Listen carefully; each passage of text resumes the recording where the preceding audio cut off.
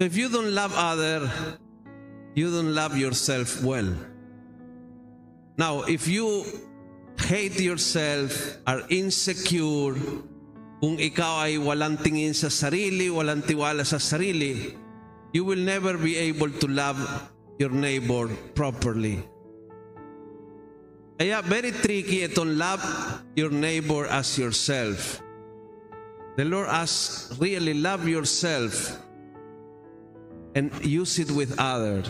The same compassion you want to receive, use it with others. The same pardon, gusto mo mapatawad ang iyong kasalanan, gamitin mo sa kapwa mo.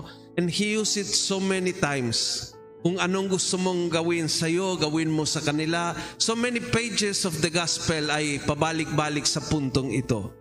Do to others what you want them doing to you. Love yourself, and then you will be able to love others. It's all about love. That's the whole point of Jesus. Being in a relationship with Jesus is about love.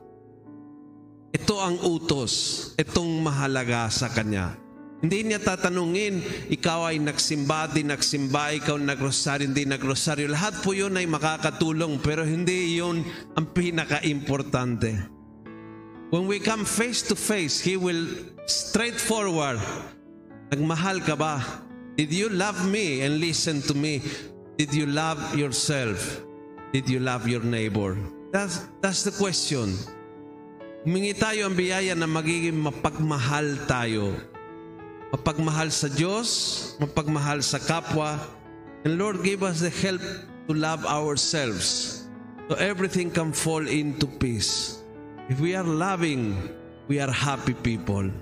Please remember, next time you come to Mass, ask the Lord to open your mind, listen, to shut your mouth so you can listen, not talking to God, but listening, especially with your heart open.